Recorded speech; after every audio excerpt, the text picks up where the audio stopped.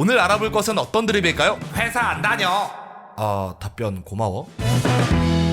자, 회사 안 다녀 드립. 이 드립을 모르시는 분들을 위해 이게 무엇인지 또 어떤 형태의 드립인지 표준 예시를 알려드리며 설명을 시작하겠습니다. 진짜 회사보다 개 그지 같아. 개빡쳐. 회사 어디 다녀? 회사 안 다녀.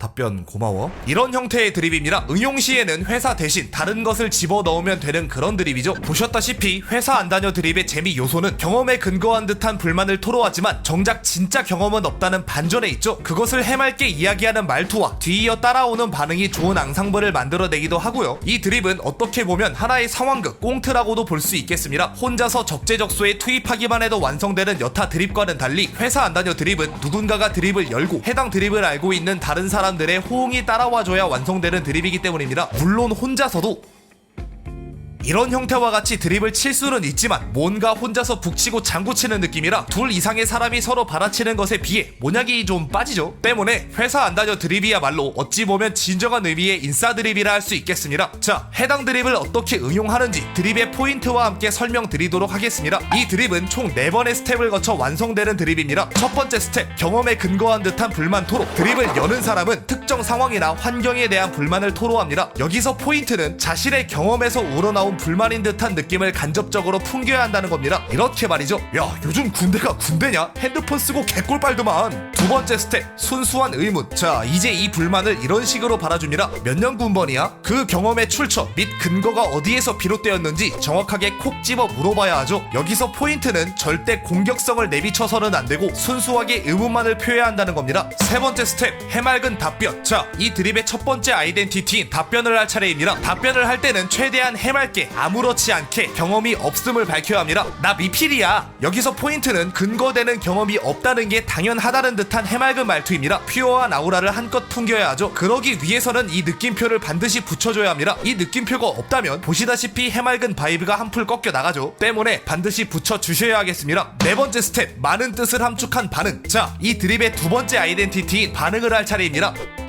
답변 고마워. 여기서 포인트는 할 말은 많지만 차마 커뮤니티의 분위기상 규정상 할 수 있는 말이 없다는 듯한 말투입니다. 할 말은 많지만 하지 않는다. 할 말 하 안의 표본격인 말투죠. 앞서 말씀드린 3개의 스텝은 상황에 맞춰 변화시켜 서술해야 하지만 네 번째 스텝에 답변 고마워 만큼은 고정 서술해야 합니다. 이 점 2개를 땀 정도로 바꿀 수는 있지만 이 외의 형태는 그대로 유지시켜 주세요. 그럼 이러한 형태의 드립이 완성됩니다. 야, 요즘 군대가 군대냐? 핸드폰 쓰고 개꿀 빨더만. 몇 년 군번이야? 나 미필이야.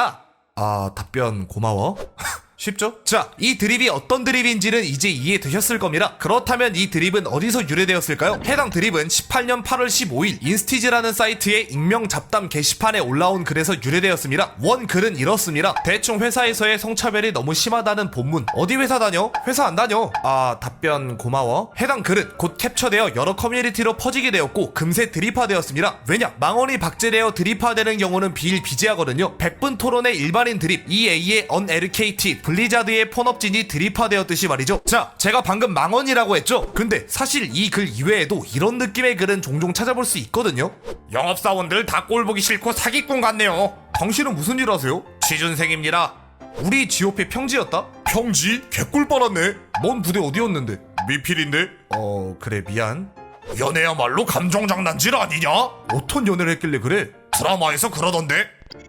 그죠? 보셨다시피 회사 안 다녀 말고도 이런 느낌의 글은 흔히 찾아볼 수 있습니다. 또 이 글을 실드 쳐보자면 이 글쓴이가 지금 당장만 회사를 안 다니고 있는 걸 수도 있고 뭐 아예 회사를 안 다녀본 사람이라 쳐도 이런 불만을 가질 수도 있죠. 저도 미필일 때 군대에 불만 엄청 많았거든요. 아직 가보지도 않았는데 말이죠. 근데 이럼에도 불구하고 이 글이 망언이라 치부되고 드립화될 정도로 큰 파장을 일으켰던 이유는 무엇일까요? 다들 아시겠지만 2015년 이후로 본격화된 넷상의 젠더 갈등이 부스팅 역할을 했습니다. 넷상에서의 젠더 갈등 역사는 너무 넓고 깊은 이야기이므로 이건 나중에 제대로 다뤄보도록 하고 오늘은 단편적인 사례만 다뤄보도록 하겠습니다. 남녀 갈등이 극에 달한 시기 대부분의 커뮤니티는 반페미니즘파와 친페미니즘파로 나뉘게 되었습니다. 당시 넷상에서는 물론이고 현실에서도 가장 큰 화두로 떠오른 문제였기 때문에 각 사이트의 분위기에 따라 정도가 덜하고 더하고의 차이는 있었으나 대부분의 사이트는 둘 중 한 가지의 색을 띠고 있었죠. 이 중에서도 색이 진한 다시 말해 꽤나 극단적이었던 커뮤니티들이 있었는데요. 대표적으로 반페미 진영에는 일간 월간 베스트 저장소와 몇몇 DC 갤러리가 있었고, 친페미 진영에는 여성시대 카페, 쭉방 카페, 워마드가 있었습니다. 메갈리아 같은 경우에는 친페미 진영을 멸칭하는 대명사가 되어버렸지만 어찌됐건 현재는 폐쇄된 사이트이기 때문에 일단은 제외했습니다. 아, 그리고 트위터도 SNS임에도 불구하고 친페미 성향이 굉장히 짙었고요. 자, 이렇게 혐오로 가득했던 시기에 각 진영의 커뮤니티, 특히나 극단적이었던 커뮤니티에선 서로를 물어뜯기 바빴는데요. 이 중에서 우리는 반페미 진영에 잠시 집중하도록 합시다. 반페미 진영에서 페미를 바라보던 시선 중 하나는 이러합니다. 사회적 경험이 부족한 어린 사람들이 겪어보지도 않아놓고 풍문으로만 들은 일화를 그대로 믿는다. 자, 풍문으로만 들은 일화를 믿는다. 즉, 경험해보기로 전에 풍문에 의해 옳고 그름이 결정된다. 이게 그들을 비난하던 이유 중 하나였죠. 자, 풍문으로 들은 일화를 믿는 게 나쁜 걸까요? 사실 이게 현명한 태도라고도 할 수 없겠지만 그렇다고 무작정 비난할 수도 없는 태도입니다. 왜냐? 아예 무지한 대상이나 상황을 이해할 때는 타인의 경험에 의존하는 경우가 작기 때문입니다. 이게 옳은 태도라는 게 아니라 편한 방법이기 때문에 이런 방식을 택하는 경우가 많다는 거죠. 근데 이게 뭐가 문제였냐면, 이러한 풍문이 퍼지는 곳은 트위터나 여초 사이트와 같이 외부와의 교류가 소극적인 소위 닫힌 사회라는 겁니다. 때문에 풍문이 부풀려지거나 거짓인 경우, 다시 말해 주작인 경우가 왕왕 있었다는 거죠. 이에 대한 방증으로 반페미 진영 사이트에서 종종 사용되는 주작이 없으면 남혐을 못해요라는 문구를 들 수 있겠습니다. 물론 미러링되어 친페미 진영에서도 사용되는 문구지만요. 자, 정리하자면 경험이 아닌 풍문에 근거한 주장, 이것에 대해 반페미 진영은 굉장히 부정적인 시선을 가지고 있습니다. 왜냐? 그 풍문이 부풀려졌거나 거짓인 경우가 있었기 때문이죠. 모든 풍문이 거짓이라는 게 아니라 그런 경우가 있었다는 겁니다. 이쯤에서 다시 회사 안 다녀 드립으로 돌아가 볼까요? 보시다시피 글쓴이는 회사를 다니지 않음에도 불구하고 회사에서 일어나는 성차별에 대한 불만을 토로하고 있습니다. 이러한 성차별이 실제로 만연한가 아닌가, 즉 이것이 사실인가 아닌가를 떠나서 경험이 아닌 풍문에 근거한 주장을 펼치는 모습이 적어도 좋게 보이진 않았겠죠. 또 간접적 경험에 근거한 주장은 애초에 힘이 떨어지는 것도 있고요. 게다가 서론에서 설명드렸듯이 해당 글 자체가 가지고 있는 개그 포인트도 있기 때문에 회사 안 다녀 드립은 반페미 진영 사이트를 중심으로 급격하게 퍼지게 되었습니다. 자, 여기까지 회사 안 다녀 드립이 퍼지는 과정에 대해서 알아보았습니다. 근데 이 글쓴이에 대한 재평가를 시도하는 글도 종종 있습니다. 이 댓글 모음을 한번 보세요. 나 고3인데, 나 실직한 50대인데, 나 77살 노인인데, 너 56 트럭 운전사인데, 나 택시기사인데, 난 버스기사인데, 난 출애라 기사인데, 나 치킨집 사장인데, 너 고깃집 알바생인데, 나 부동산 하는 사람인데, 나 인천공항 청소 아줌마인데, 나 정치학 연구하는데, 나 인력수 운영하는데, 나 쇼핑몰 운영하는데, 나 코딩 했었는데, 난 보이스피싱 했었는데. 야, 이건 뭐 거의 23 아이덴티티인데요. 자, 보시다시피 넷상에서는 자신의 경험을 속여 말하는 데에 거리낌 없는 사람들이 많습니다. 왜냐? 증거야 조작하면 그만이니까요. 만약 조작이 들통났다? 그럼 그때 가서 빤스런하면 그만이죠. 하지만 그럼에도 불구하고 이 글쓴이는 당당하게 회사를 다니지 않음을 드러냈습니다. 야,